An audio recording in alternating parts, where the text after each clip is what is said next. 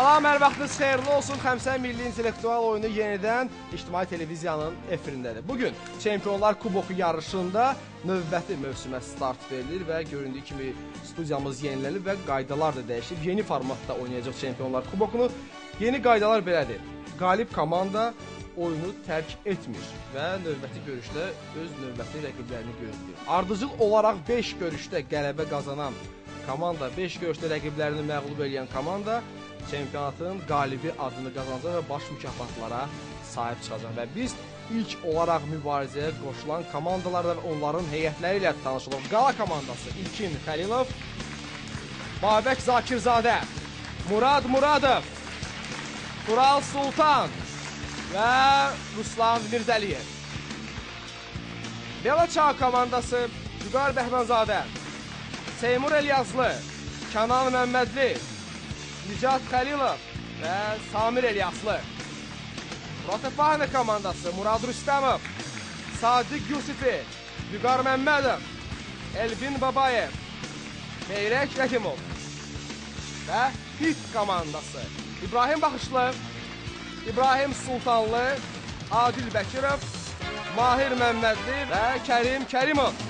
Beləliklə komandalar zalda öz yerlərini aldılar və şərtlərə əsasən ilkin olaraq bəlli raund keçirir. Bəlli raundun qaydaları belədir. Öncədən 5 mövzu elan olunur və komandalar mövzulara uyğun olaraq öz oyunçularını təyin edirlər. Diqqətli olun, mövzuların adları belədir. Təbaşir, balıqlar, motosikl, Kopenhagen və Azərbaycan ədəbiyyatı. Qısa müzakirə üçün vaxt verilir komandalara.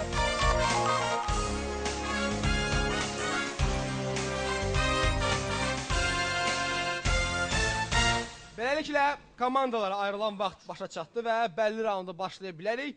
İlk olaraq təbaşir adlanan mövzu oynanılır və biz ilk iştirakçıları gözləyirik. Buyurun.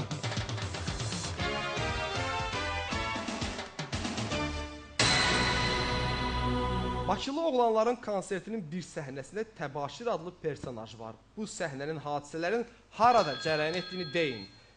İlk olaraq düymə Rotefahne komandası tərəfindən sıxılıb. Bu məktəbdə baş verir. Orta məktəbdə və hesab açılır. İlk hallar Rotefahne komandasının hesabına yazılır. Davam edirik. Bu məqsədlə gimnastlar və ağır qaldıranlar çıxışlarından əvvəl artıq 3 komanda düyməni çıxdı. İlk olaraq HİT komandası. Sürüşməmə məqsədi. Bəli, gimnastlar və ağır qaldıranlar çıxışlarından əvvəl əllərini təbaşirə batırırlar ki, əlləri sürüşməsin və növbəti düzgün cavab 200 xal.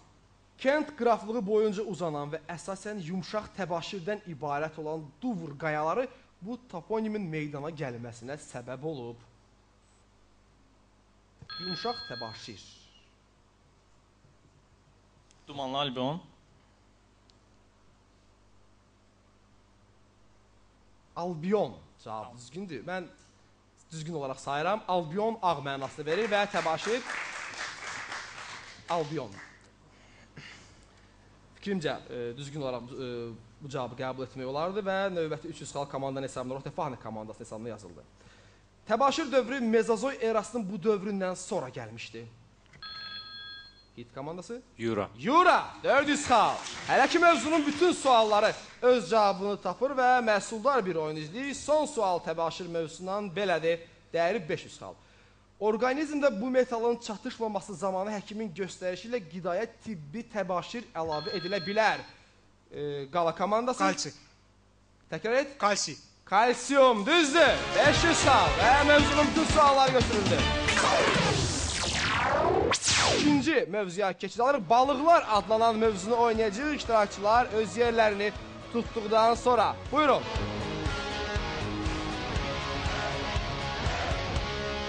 Balıqlar mövzusu ilk sual dəyəri 100 xal. Bu qəhrəman böyük balığın qarnına Hind okeanından Xəzər dənizinə gəlib çıxmışdı.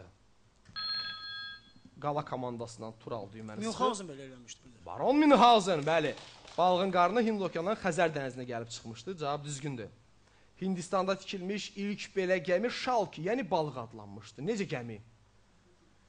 Necə gəmini Şalki, yəni balıq adlandırılır Belaçağ komandası? Sualtı gəmi. Sualtı gəmi, düzdür.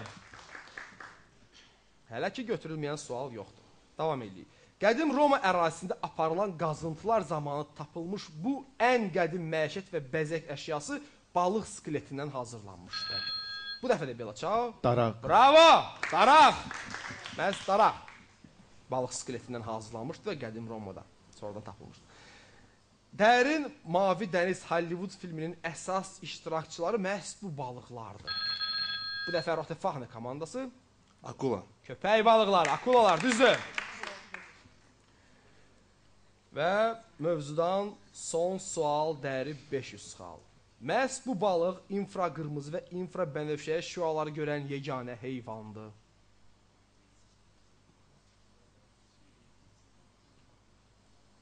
İlk dəfə olaraq oyunda cavabı mən deməliyəm. İnfraqırmızı və infrabənövşəyə şüaları görən yeganə heyvan qızıl balıqdır. Bunu yadda saxlayın və mövzu sona çatdı. Gəlin. Bəli raundda mototsikl adlanan mövzu oynanacaq və biz iştirakçıları gözləyirik.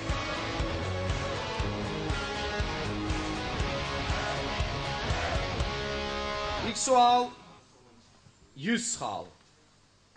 İkinci Dünya Müharibəsi zamanı məhz bu Amerikan şirkəti ordu üçün 90 min motosikl istehsal etmişdi. 3 komanda düyməni sıxıb ilk olaraq Bella Ciao. Harley Davidson. Harley Davidson ordu üçün 90 min motosikl istehsal etmişdi. Cavab düzdür. Və davam edirik. Növbəti sual 200 xal. 1883-cü ildə düzəldilmiş ilk motosikl motorla təchiz olmuş velosipeddən ibarət olmuş və məhz bu Alman ixtiraçı tərəfindən hazırlanmışdı. Fikrimcə, məşhur bir faktdır. Motosikl kim yaradıb? Belə sual belə də qoya bilərik. İlk motosikl Gottlieb Daimler. Gottlieb Daimler tərəfindən.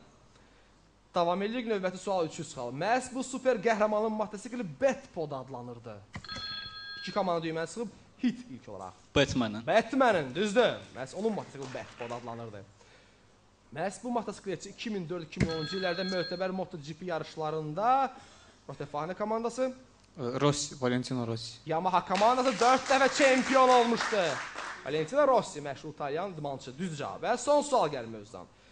Motosikletçinin gündəliyi filmi məhz onun 2 komanda artıq bu hissədə düyməni sıxıb qala komandası qabaqlayıb. Che Guevara. Motosikletdə Səyahət adlı xatirə kitabının əsasında çəkilmişdir. Növbəti mövzu başlayır. Kopenhagen adlanan mövzunun iştirakçıları öz yerlərini tuta bilərlər. Gəlin.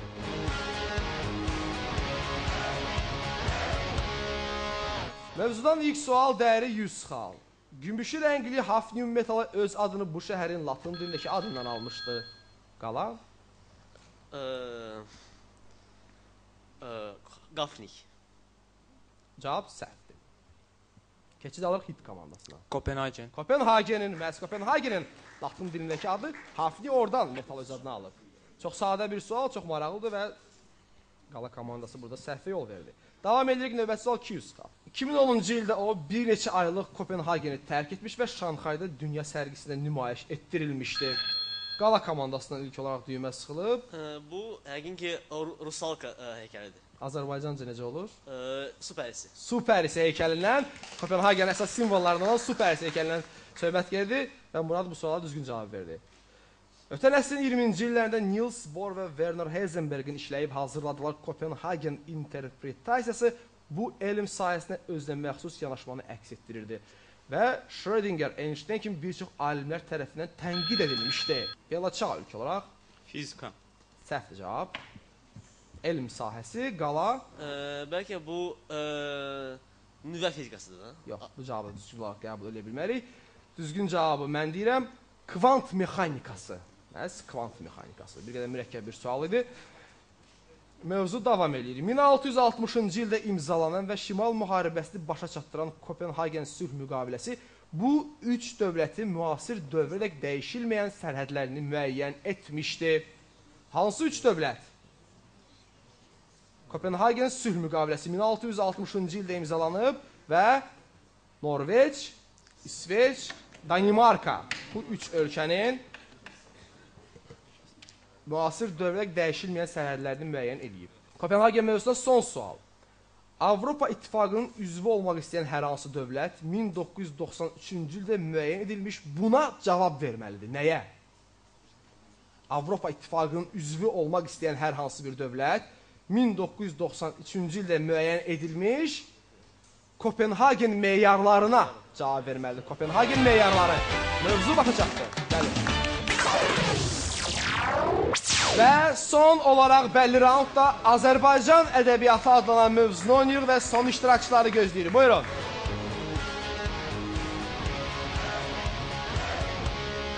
İlk sual 100 xal. Yaradıcılığının erkən dövrlərində tanınmış Sufi şeyxi Şiblinin təlimi davam etdirmiş bu şair ilk şeirlərini artıq 2 komanda düyməni sıxdı. Rotafahını. İmaməddin Nəsimi. Seyid Hüseyni təxəllüsləri ilə yazmışdı. Nəsimi düzgün cavabdır. Azərbaycan ədəbiyyatı mövzusunun ilk sual düzgün cavabı var. Əsasən dramaturq kimi tanınan bu şəxs eləcə də lirik şeirlər, epik poemalar yazmış. Keçmiş Günlər adlı ilk şeirlər kitabı isə 1903 komanda düyməsi sıxıb. Başlayaq Belaçavdan. Cəfər Cabbarlı. Səhvdir cavab.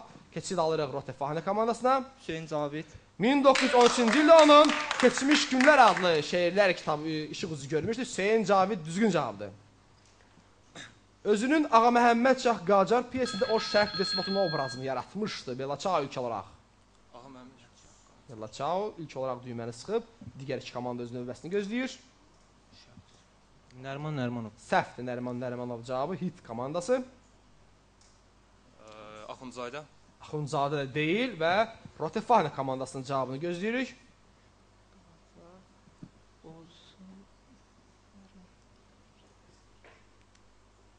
Cavab. Nərman Nərmanov. Cavab yoxdur. 3 komandanın 3-ü də bu suala səhv cavab verdi. Ağa Məhəmməd Şah Qacar piyesində şərq despotun obrazını Əbdürrəhim bəy Haqverdiyev yaratmışdı. Mövzunu davam etdiririk.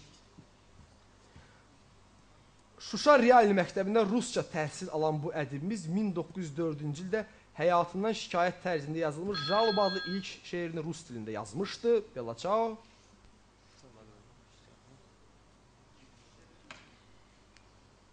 İlk şeirini rus dilində yazmışdı. 1904-cü ildə. Hansı ədibimiz? Cavab. Pas. Pas. Belə. Digər komandalar düyməni sıxmırlar. Yusif Vəzir Çəmənzəminli. Məhz o. Son sual gələcək. Bu mövzu bir qədər bizim iştirakçılarımız üçün çətin olur. Xəqani Şirvani və Fələki Şirvani kimi şairlərin yetişməsində böyük rol oynamış bu şair, fars dilli Şirvan poeziya məktəbinin əsasını qoymuş, sarayda Məlik-i Şüara adını qazanmışdı. Söhbət düymə sıxıldır Rotefahane. Əbdülullah Gəncəvi. Bravo! Əbdülullah Gəncəvi. Bəs o Məlik-i Şüara adını qazanmışdı. Cavab düzgündür. Beləliklə oyunun ilk mərhələsi bəlli raund başa çatdı və biz şərtli raunda keçid alırıq. Şərtli raundun qaydaları belədir. Mövzular növbə ilə elan olunacaq və komandalar sırayla öz iştirakçılarını tribunaya yollayacaqlar. Və şərtli raundda ilk olaraq biz Qadın Böyük Qüvvədir adlanan mövzunu oynayırıq.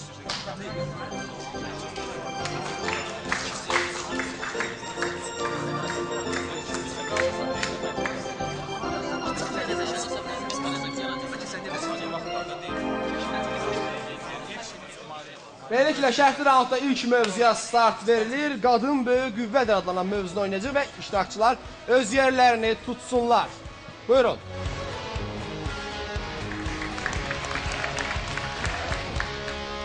Əvvəlcə xal durumunu nəzərdən keçirək.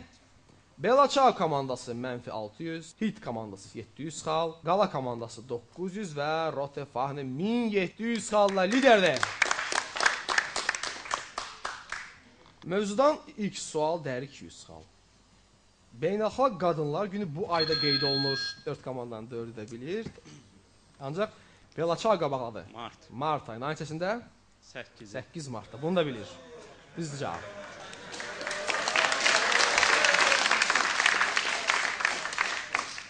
Mövzu davam edir. 100 illik müharibə zamanı fərqlənmiş Janna Dark məhz bu Arlian. Arlian cavabı səhvdir. Komanda risk etdi və suala səhv cavab verdi. Və mən sualı sona kimi oxuyuram. 100 illik müharibə zamanı fərqlənmiş Jeanne d'Arc məhz bu ölkənin milli qəhrəmanı sayılır. Digər komandalar düyməni çıxır. Bu dəfə artıq biz keçid alır qala komandasına. Bu əlbəttə ki, Fransa. Əlbəttə ki, Fransa. Daha bir düzgün cavab. Növbəti sual artıq 600 xal dəyərində olacaq. Yunan mifologiyasında gözəllik ilahisi məhz bu adı daşıyırdı. Afrodita. Afrodita. Gözəllik ilahisi məhz o idi. 800 xal dəyərində sual gəlir. Böyük bir öküzü qaldırmaqla qadınların böyük qüvvə olduğunu sübut etmiş. Bu dəfə hit komandası ilk olaraq Fitnə. cavab səhvdir. Bella çağı keçid alırıq. Nizaminin xəmsəsi. Bu cavab da səhvdir. Böyük bir öküzü qaldırmaqla qadınların böyük qüvvə olduğunu sübut etmiş fitnə məhz bu poemanın qəhrəmanıdır. Poemanı soruşurduq, tələsdiniz ikimizdə. Digər iki komandanın cavab vermək üçün şansları var, lakin onlar bundan istifadə etmirlər. 7 gözəl. Mövzunun adını yada salıb çıxmaq olardı bəlkə də. 7 gözəl. Və mövzudan son sual gəlir. Qadın böyük qüvvədir və növbəti sual, son sual 1000 xal. 2005-ci ilin avqustunda baş vermiş bu qasırğa New Orleans şəhərini yerlə yeksan etmişdi. Qala. Katrina. Katrina qasırğası, düzdür. Beləliklə, ilk mövzu başa çatdı və biz şərhli roundu davam etdiririk. İkinci mövzunun adı Xəzər dənizinin adları. Bax, belə bir mövzunun maraqlı, bir qədər spesifik adı var. Xəzər dənizinin adları adlanan mövzunu oynayacağıq.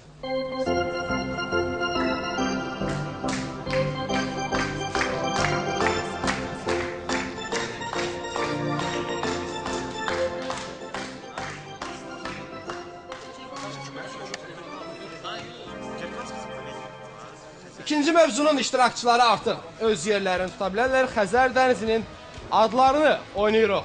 Gəlin. İlk sual 200 xal. 1936-cı ildə əsası qoyulmuş bu qorxun böyük hissəsi Girkan. Lənkəran ovağına düşür və onun adı Xəzər dənizinin keçmiş adları sırasında görə bilir. Hirkan Xəzərin keçmiş adlarından biridir. Lənkəranda yerləşən Hirkan qoruğu. Düzdür cavab. Məhz bu şahzadə Narniya xronikalarının baş qəhrəmanıdır. Bu dəfə də qala. Kaspian. Şahzadə Kaspian, düzdür. Daha bir düzgün cavab gəldi qala komandasından. Xəzər dənizinin bu qədim rus adı Xəzərdə ticarətlə məşğul olan Xvalinskaya. Xarəzmdən gəlmiş xalislərin adına bağlı Xvalın, düzdür. 800 xallıq sual gəlir. Sari şəhərinin İranın hansı ostanının mərkəzi olduğunu bilsəniz, İranlıların Xəzər dənizini həm də necə adlandırdığını Rotefahne Mazandaran. tapa bilərsiniz. Mazandaran dənizi, düzdür.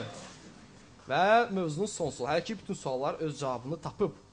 Deyilənə görə Xəzər dənizinin bu adı Kürün deltasında yerləşmiş və 14-cü əsrdən dənizin altında qalmış ada və şəhərin adı ilə bağlıdır. Kürün deltasında yerləşmiş və 14-cü əsrdən dənizin altında qalmış ada və şəhərin adı ilə bağlı Xəzərin adlarından biri. Düzgün cavab Abaskun dənizi. Abaskun. Gəlin. Şərhli raundda 3-cü mövzu oynanılacaq. Mövzunun adı belədir. Ədədlər və rəqəmlər.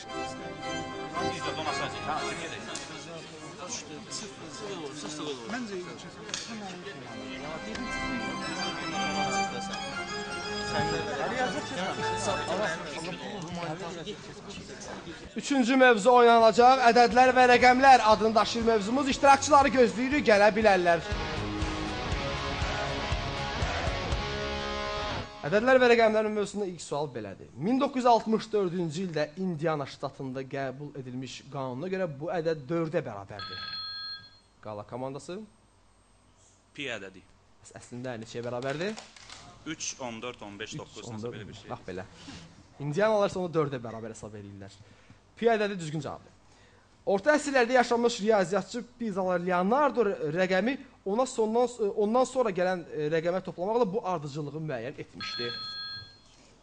Bella Ciao. Fibonacci. Fibonacci rəqəmləri. Məhz belə. Rəqəm ondan sonra gələn rəqəmlə toplanır və belə bir ardıcıllıq müəyyən olunur. Ona Fibonacci rəqəmləri deyirlər. Bu prezidentin ad günündə keçirilmiş simvolik futbol maçında FIFA'nın ona təqdim etdiyi futbol geyimində 46.664 rəqəmi yazılmışdı. Bu rəqəm onun 18 il Robon adasında dustaq kimi saxlanılarkən həbsxana nömrəsi olmuşdu. Qala. Bəlkə Nelson Mandela. Nelson Mandela, düzdür, Cənubi Afrika Respublikasında. O dustaq həyatı yaşamışdı, məhz bu müddətdə sonrası prezident olmuşdu. Samosda anadan olmuş bu riyaziyyatçıya görə 6, 28, 496 və 8128 mükəmməl rəqəmlərdir. Samosda anadan olmuş bu riyaziyyatçıya görə 6, 28, 496 və 8128 mükəmməl rəqəmlərdir. Samoslu Pifagor hesab eləyirdi. Mövzunun son sualı gəlir. Dəyəri 1000 xal olacaq bu sualın.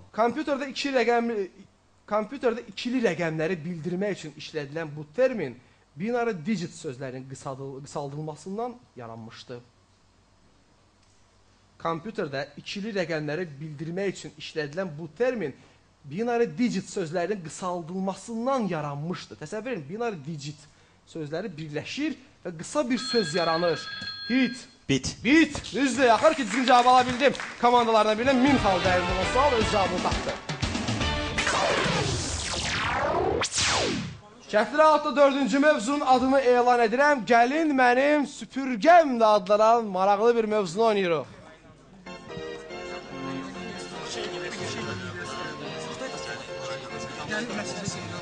Bu mövzunun adı olmaz.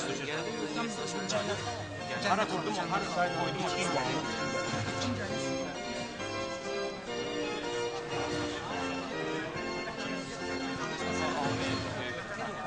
Beləliklə, şərtlər altında 4-cü mövzu başlayacaq. Təbii ki, əvvəlcə iştirakçılar kürsü arxasında öz yerlərini tutmalıdırlar. Buyurun.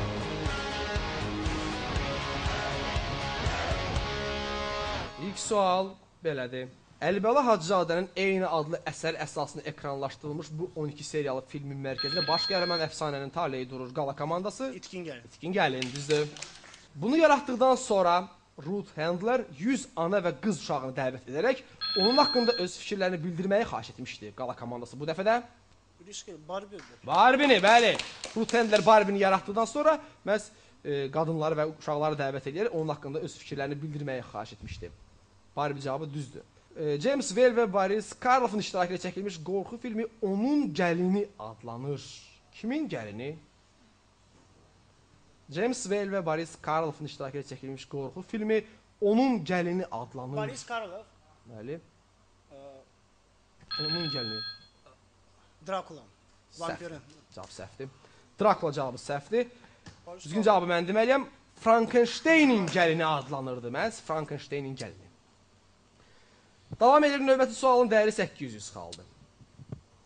Elçilik, nişan, oğul evləndirmə, gəlin gətirmə ilə bağlı olan toy nəğmələri şifahi xalq ədəbiyyatının bu növünə aiddir. Elçilik, nişan, gəlin gətirmə ilə bağlı olan toy nəğmələri Bella Ciao. Məişət nəğmələri. Məişət nəğmələri. Məişət mahnıları. Məişət mahnıları cavabını düzgün olaraq qəbul edə bilmərəm. Düzgün cavab mərasim nəğmələri. Mərasim nəğmələri. Son sual gələcək mövzudan, dəyəri 1000 xal. 5 manatlıq gəlin musiqili komediyasını bu bəstəkarımız yazıb. 5 manatlıq gəlin musiqili komediyasını bu bəstəkarımız yazıb. Düzgün cavab Səyid Rüstəmov idi. Səyid Rüstəmov yazmışdı. Mövzu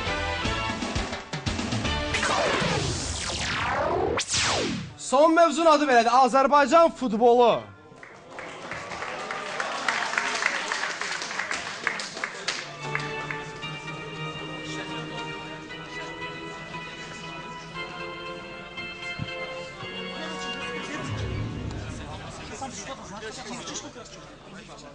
Və biz iştirakçıları kürsü arxasına dəvət edirik. Son mövzu oynanılacaq şərtli raundda Azərbaycan futbolunu oynayırıq. Gəlin, buyurun.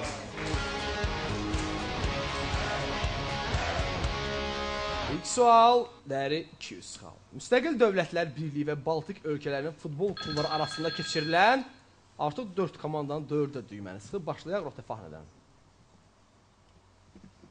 Birlik kuboku. Bu turnirin qalibi 3 dəfə Azərbaycan klubları olmuşdu. Birlik kuboku. Neftçi, İnter və Xəzər Lənkəran. O Azərbaycan kubokunu həm futbolçu, həm də məşqçi kimi qazanan ilk şəxsdir. Rotefahını. Qurban Qurbanov. Qurban Qurbanov, düzdür. Daha da düzgün cavab. 2005-2006 və 2008-2009-cu illər mövsümünün qalibi Bakını təmsil edən bu klub olmuşdu. Bakı klubudur. Bu Bakı klubudur, düzdür. Bakı klubu.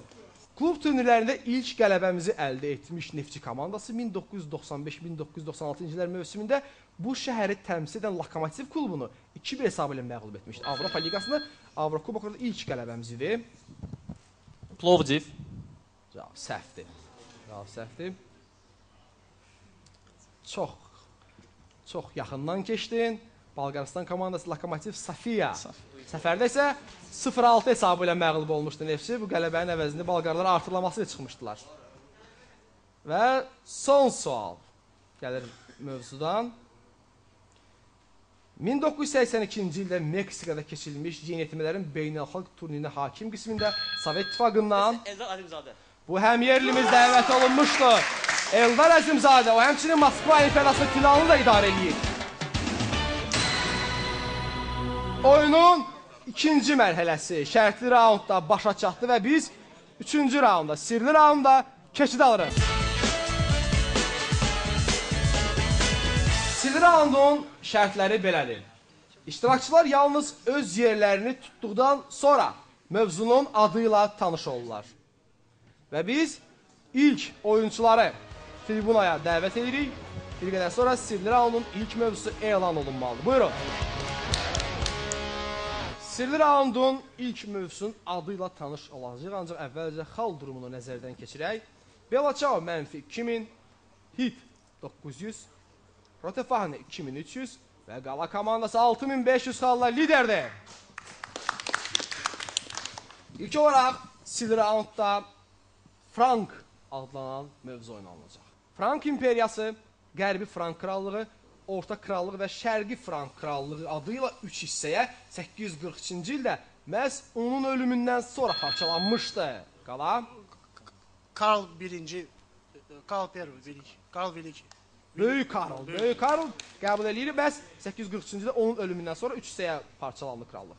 1944-cü ilin baharında Niderlandın təhsil naziri Gerrit Bolkenstein radioda çıxış edərək vətəndaşları özündə müharibənin ağrı acısını əks etdirən bütün sənədləri Rotefahne Anna Frank. saxlamağa çağırdı, bəli. Anna Frank sonradan onun çıxışından təsirlənərək belə deyək, roman yazmaq, onun gündəlik əsasında roman yazıldı və bütün dünyada məşhurlaşdı. Mövzu davam edir. 1988-ci ildə Avropa çempionatında 1989-1990 Rotefahne komandası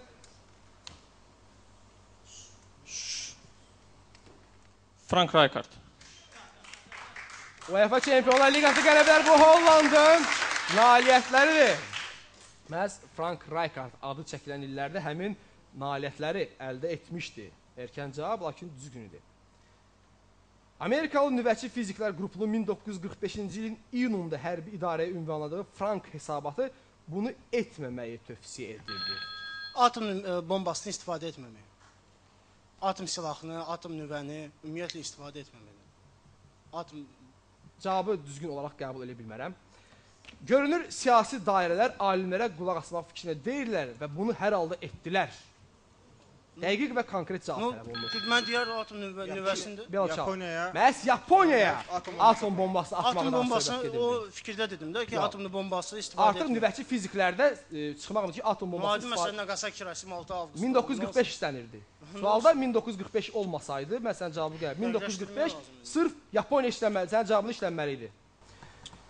Və son sual gəlir mövzudan, Frank mövzusundan. Fransız dilli ölkələrin qarşılıqlı əməkdaşlıq üzrə beynəlxalq təşkilatı məhz belə adlanır.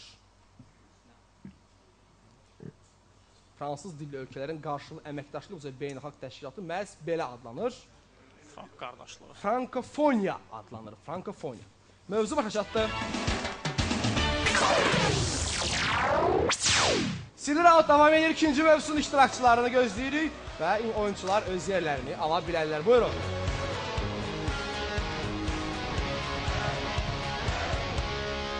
İkinci raundda Atellər adlanan mövzu oynanılır. 1969-cu ilin mayında bu cütlük bir həftə ərzində Kanadanın Kraliça Yelizaveta otelində dünyanı sülhə çağırmış, hətta sülhə imkan verən adlı pasifist mahnılarını bəstələmişdilər. Bella Ciao, John Lennon və Yoko Ono. John Lennon və Yoko Ono. Düzdür. Mövzu davam eləyir. 2004-cü il çəkilmiş bu filmdə Tutsi və Hutu tayfalar arasında gərginlikdən yaranan müharibə zamanı otel müdürünün Bella Ciao, Hotel Ruanda. qaçqınları öz otelində saxlamasından danışılır. Ruanda oteli. Düzgün cavabdır. Daha bir düzgün cavab gəldi komandadan. Bu məşhur biznesmen 1925-ci ildə Dallasda özünün ilk otelini tikir.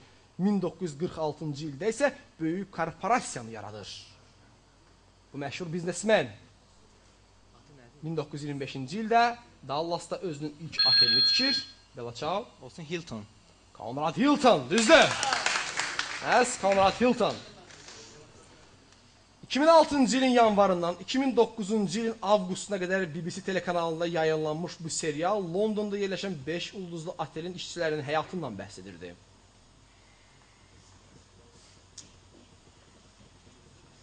BBC telekanalında yayınlanmış bu serial 5 ulduzlu otelin işçilərinin həyatından bəhs edir. Söhbət Babil Oteli adlanan serialdan gedirdi.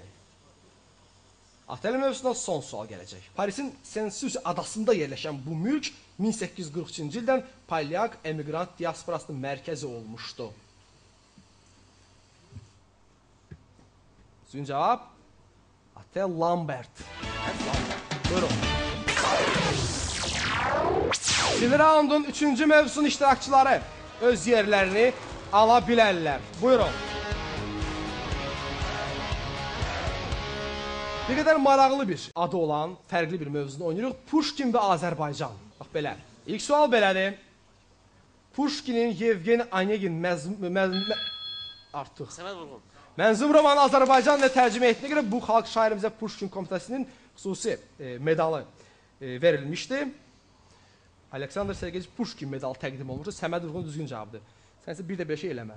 1837-ci ildə yazılmış Pushkin Ölümə Şərq poemasının Mirzə Fətəli Axundov. müəllifi məhz Mirzə Fətəli Axundovdur. Daha bir düzgün cavab gəldi Muraddan. 600 xalq komandanın hesabına yazıldı. Pushkinin məhz bu nağılda Şamaxı çayriçasında adı çəkilir. Bu Qızıl Xoruzdur, adı püsür. Qızıl Xoruz haqqında nağıl. Düzdür. Dördüncü sual. 1938-ci ildə bu rayonun adı dəyişdirərək Pushkin rayonu adlandırılmışdı. Hit Biləsi var. SSR dağıldan sonra 1991-ci onun tarixi adı özünə qaytarıldı. Biləsuvar rayonu, düzdür. Və Pushkinin sonuna gəlib çıxmışıq. Bu bəstəkarımızın Çarski Sela heykəli adlı fortepiano lövhəsi ilk dəfə 10 fevral 1937-ci il tarixində Bakıda Pushkinin ölümünün 100 ilinə həsr olmuş konsertdə müəllif tərəfindən səsləndirilmişdi. Hansı bəstəkarımız Çarski Sela heykəli adlı fortepiano lövhəsi ilə ilk dəfə Pushkinin ölümünün 100 illiyində səsləndirib? Düzgün cavab Qara Qarayev. Məhz Qara Qarayev. Gəlin. İkinci raund davam edir və biz 4-cü mövzunun iştirakçılarını gözləyirik və oyunçular öz yerlərini tuta bilərlər. Şeyx adlanır mövzu. Şeyx. İlk sual nominal 300. Bəxtiyar filmində yaratdığı Rəcəbov rolu bu aktyorun kinoda ilk böyük işidir. Bəxtiyar filmində yaratdığı bu Rəcəbov rolu hansı aktyorun? Mövzunun adı Şeyxdir. Bella Ciao. Şeyx Zamanov. Məmməd Rza, Şeyx Zamanov. Axır ki, düzgün cavab gəldi. Düzgün cavab. Orta əsrlər Azərbaycan memarlığının ən görkəmli nümunələrini olan Şeyx Səfi kompleksi bu şəhərdə yerləşir. Şeyx Səfi kompleksi Fərdi variant. Ərdəbildə yerləşir. Çox asan bir sual idi, çox səhvsiz, düzgün cavab gəldi. Onun 1839-cu ildə Axılqo təpəsində 3000 mürdi ilə birlikdə General Grabenin başçılıq etdiyi Şeyx Şamil. 10 minlik Rus ordusuna qarşı 80 günlük müdafiəsi hərb tarixinə düşmüşdü. Şeyx Şamil düzgün cavab edir. 1879-cu ildə Nizami məqbərəsinin acınacaqlı vəziyyətindən təsirlənən bu şair özünün məşhur rübaisində demişdi. Ey Şeyx Nizami, ey Nizami dağılan, ey Gəncədə izz ehtişamı dağılan. Kim demişdi bu misraları? Seyid Əzim Şirvani. Seyid Əzim Şirvani demişdi. Ey Nizami dağılan, ehtişamı dağılan. Və mövzudan son sual gəlir. Sovet Ərəbşünaslıq məktəbinin yaradıcılarından olan bu akademiki Şeyxül Ərəb adlandırırdılar. Sovet Ərəbşünaslıq məktəbinin yaradıcılarından olan bu akademiki Şeyxül Ərəb adlandırırlar. Söhbət İgnati Kraçkovski'dən gedirdi. İgnati Kraçkovski. Buyurun.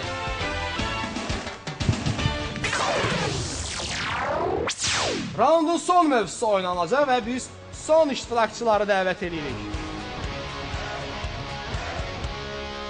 Sili raundun son mövzusunun adını elan edirəm. Danışır Bakı adını daşıyır. Azərbaycan Politexnik İnstitutunun tələbəsi İsmail Əlibəyov Azərbaycan radiosu tarixində bu ilklə düşmüşdür. Belaçao. İlk dəfə danışır Bakı sözünün yadıma deyil. Yox, bu cavabı qəbul edə bilmərik. Azərbaycan radiosu tarixində hit komandası cavabını eşidirik. İlk dəfə salamlanmışdı bəlkə. Yox, bu cavabı qəbul etmək olmaz. O, İsmail Əlibəyov Azərbaycan radio tarixində ilk kişi radio diktorudur. İlk kişi radio diktoru İsmail Əlibəyov, bunu da yadda saxlayın və mövzu davam edir. 90 FM dalğasında yayımlanan bu radio 2006-cı il yanvarın 10-da fəaliyyətə başlamışdı. İlk olaraq düymə hit komandası tərəfindən sıxılıb. Bu ictimai radio. Bəli, ictimai radio 2006-cı il yanvarın 10-da fəaliyyətə başlamışdı. Düzgün cavab gəldi. 1931-ci ildə yaradılmış radio teatra sonralar o olmasın, bu olsun, qanun naminə filmlərində rol almış bu aktyor rejissorluq edirdi.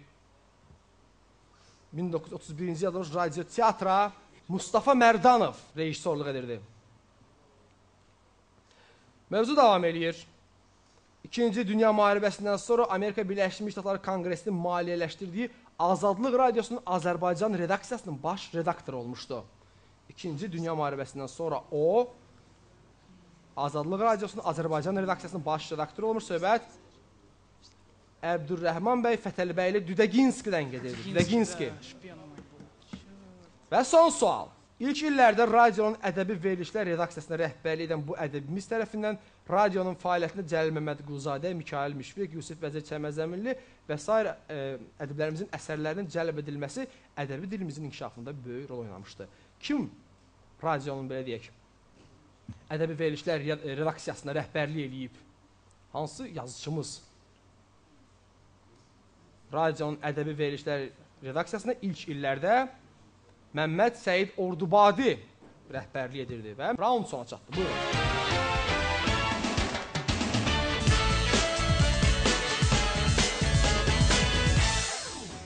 Beləliklə, oyunun 4-cü mərhələsi fərdi raund başlayır. Fərdi raundun qaydaları belədir. Bu raundda hər komandadan yalnız bir nəfər iştirak edə bilər və biz həmin komandaların oyunçularını gözləyirik. Burada öz yerlərinizi tuta bilərsiniz.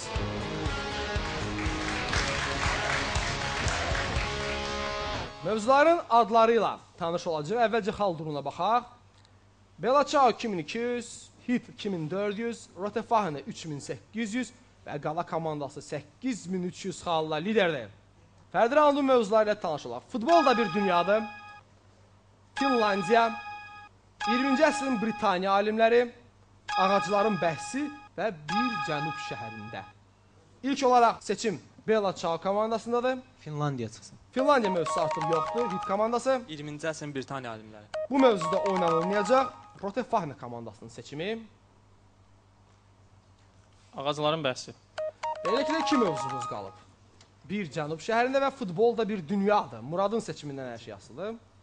Şəhərlərə oynayaq. Bir cənub şəhərində mövzusunu oynayırıq. Beləliklə, komandaların seçiminə əsasən bir cənub şəhərində adlanan mövzu oynanılacaq.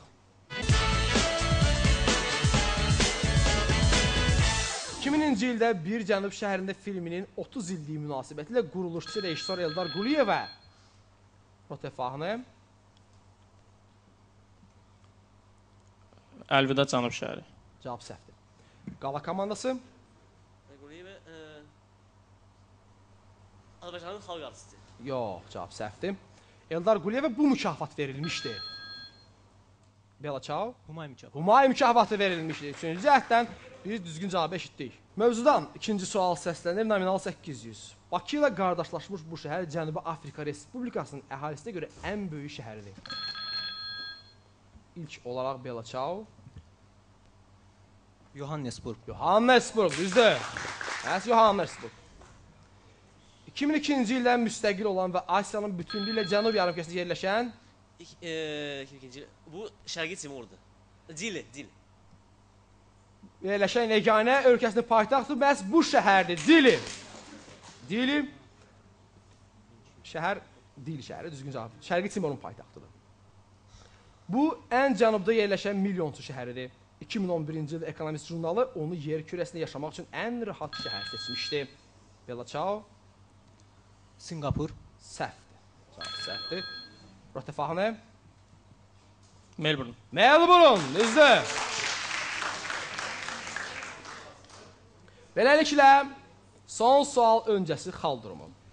Bela Çao 1800, Hit 2400, Rotefahne 5000, qala 9100 xal. Əgər bu suala Rotefahne komandası səhv cavab versə və ya qala komandası düz cavab versə, onda artıq görüşün taleyi, oyunun taleyi həll olunacaq, xəmsə raundu oynanılmayacaq. Hər şey bu sualda həll oluna bilər. Diqqətli olun, sual belədir. İslama, İngilis və fransız dillərinin rəsmi dil olduğu bu kiçik sakit okean ölkəsinin paytaxtı Port Vila şəhəridir. Bu Vanuatu'dur. Bravo Vanuatu! Məhz Vanuatu'nun paytaxtı Port Vila şəhəridir və Murad bu suala düzgün cavab verdi.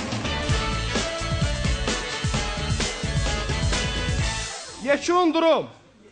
Bela Çao 1800 xal, Hit 2400, Rotefahne 5000 və qala komandası 11100 xalla bu görüşün qalibi adını qazanır. Təbrik edirik.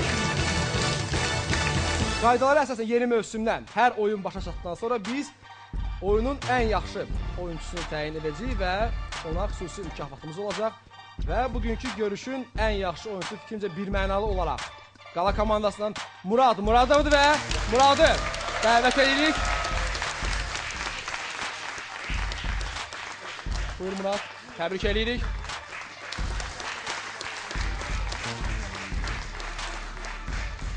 Beləliklə, Çempionlar Kuboku yarışında yeni mövsümün ilk oyunu başa çatdı və qala komandası bu oyunun qalibi adını qazandı.